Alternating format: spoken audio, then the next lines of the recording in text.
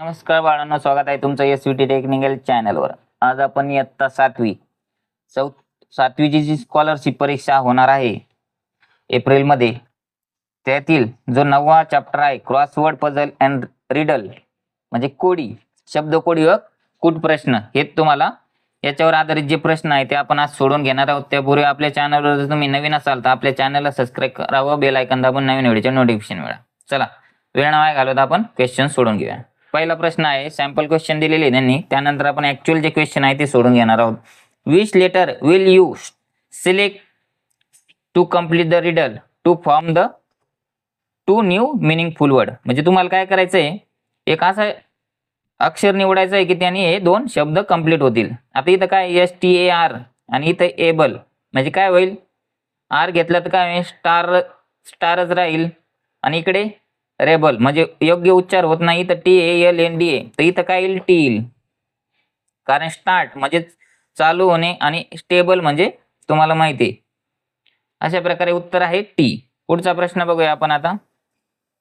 हे दोन अर्थपूर्ण शब्द तयार झाले। हा पुढचा आहे सॉल्व द रिडल। कटू प्रश्न म्हणजे रिडल म्हणजे काय, कोड सोडवायचं आहे। आय हॅव 4 लेग्स म्हणजे मला 4 पाय आहेत, but I can not walk, पण मला चालता येत नाही। हु एम आय म्हणजे मला ओळखा मी कोण आहे, तर डॉग आहे तो चालू शकतो। काऊ म्हणजे कुत्रा, तो काऊ म्हणजे गाय, ते पण चालू शकते। कॅट म्हणजे मांजर, तिला पण 4 पाय असतात, तो चालू शकते। तर वेगळा शब्द कोणता आहे, टेबल, 4 पाय आहे पण चालू शकत नाही। पुढचा प्रश्न बघूया आपण आता। Find the name of the animal hidden in the sentence, म्हणजे काय करायचंय तुम्हाला, वाक्यामध्ये लपलेले प्राण्याचे नाव शोधायचे आहे। शी केम लेट म्हणजे ती उशिरा आली।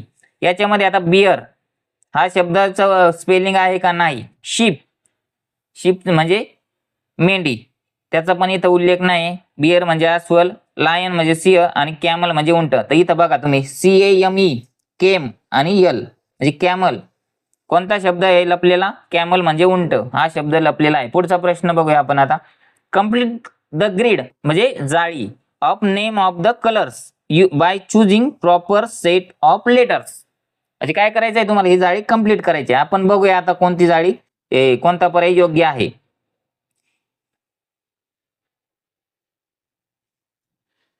तर बघूया आपण आता, इथं 1 म्हणलं, इथं 2, 3 आणि 4 असे तुम्हाला लेटर वापरायचे। तर इथं बघूया आपण आता, कलरचे नाव तयार झालं पाहिजे ना, BROWN म्हणजे ब्राऊन, इथं काय येईल, ओ येईल, ब्राऊन। 2 नंबरला बघूया काय येत आहे,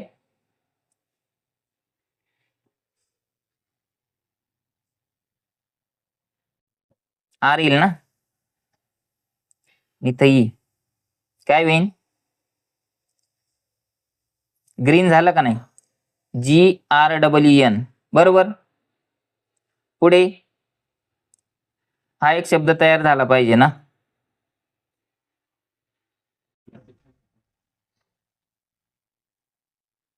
तर आर येईन, इथं येईन ग्रीन, आणि इथं RED रेड, कोणता पर्याय बरोबर आहे, 3 नंबरचा।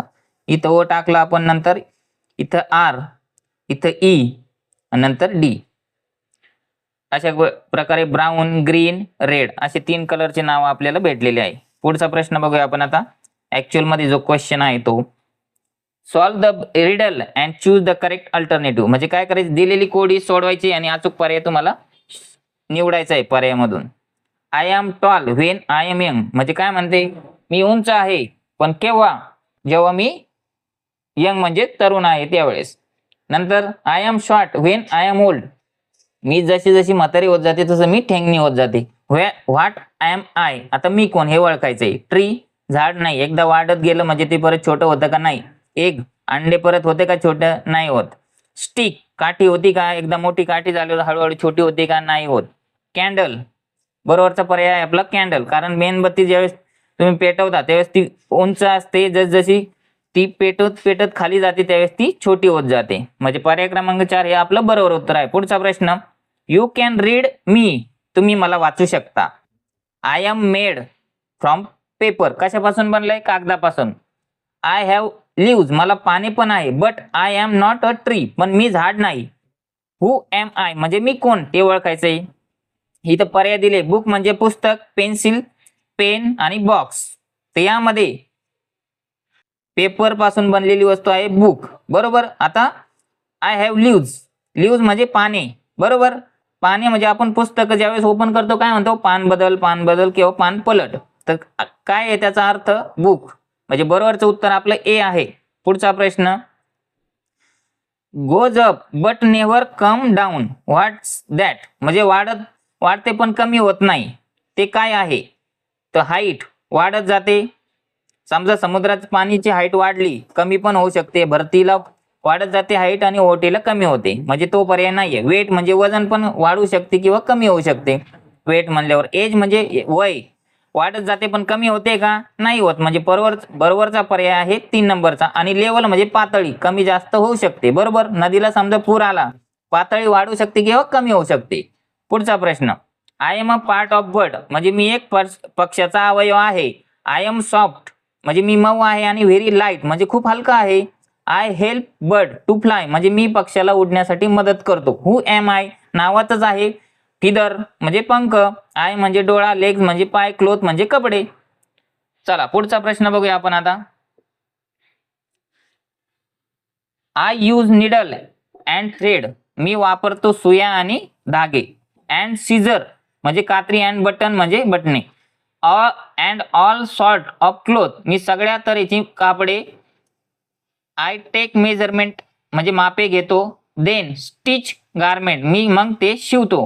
हु एम आय टेलर, कोण आहे तो टेलर, कपडे शिवणारा कोण असतो, टेलर. कुक म्हणजे आचारी, टीचर म्हणजे शिक्षक, आर्टिस्ट म्हणजे कलाकार. पुढचा प्रश्न, choose the correct letter to make 4 meaningful word in the puzzle. म्हणजे काय करायचंय, 4 अर्थपूर्ण शब्द तयार करायचे, पण एक याच्यातला पर्याय घेऊन. आता आपण बघूया. आर घेतला तर काय होईल, रिगर. एस घेतला तर सिगर म्हणजे अर्थपूर्ण शब्द आहे का नाही. टी घेतला तर टायगर होईल, बरोबर. म्हणजे बरोबरचा पर्याय आपला आहे टायगर. आता ह्यो पण मिनिंगफुल शब्द तयार झाला पाहिजे, बरोबर. तर एफ ए टी फॅट होईल, बरोबर. इकडं गेट होईल आणि इथं इट म्हणजे खाणे. फॅट म्हणजे चरबी, गेट म्हणजे माहिती आहे तुम्हाला, आपण गेट लावतो उघडतो त्याला गेट म्हणतो. अशा प्रकारे बरोबरचा पर्याय टी आहे. पुढचा प्रश्न, रीड द पाय चार्ट म्हणजे इथं तक्ता दिलेला आहे. केअरफुली म्हणजे काळजीपूर्वक. And find out from the alternative the word which is not formed using letter from the chart. म्हणजे तुम्हाला काय करायचं आहे, इथं जो चार्ट दिलेला आहे, हे बघा खाली चार्ट दिलेला आहे आणि त्याच्यापासून खाली काही शब्द बनवलेले आहे आणि तुम्हाला विचारलंय ह्या चार्ट पासून न बनलेले शब्द तुम्हाला ओळखायचे आहे. म्हणजे एकदम सोपा प्रश्न. या केसमध्ये काय करायचं, ह्या ज्या स्पेलिंग आहे त्या अशा शब्दामध्ये आलेल्या आहेत, पण एखादी स्पेलिंग त्यांनी चुकीची टाकलेली आहे, तोच आपला बरोबरचा पर्याय असतो. म्हणजे तुम्हाला चुकीची स्पेलिंग बघायची आहे, म्हणजे ही जी स्पेलिंग दिलेली आहे त्याच्या व्यतिरिक्त एक स्पेलिंग टाकलेली आहे ती तुम्हाला शोधायची आहे. आता सेट म्हणजे गट्टा, बरोबर. नेट निव्वळ, बट म्हणजे पण आणि बॅट. आता बघूया आपण इथं कोणता शब्द वेगळा आहे. स्पेलिंग चेक करू फक्त. SET आहे का, SET आहे. सेट. नेट NET आहे. बट BUT आहे का, BUT आहे. बट म्हणजे पण आणि बॅट म्हणजे BAT नाहीये, म्हणजे बरोबर चुकीचं आपलं बरोबरचं आन्सर आहे 4 नंबरचं. पुढचा प्रश्न, बॉर्न BORN, आर आहे एन आहे, बॉर्न बरोबर आहे. टर्न TUR आणि एन बरोबर. टर्न म्हणजे वळणे. बर्थ बर्थ आहे का बघू, म्हणजे जन्म.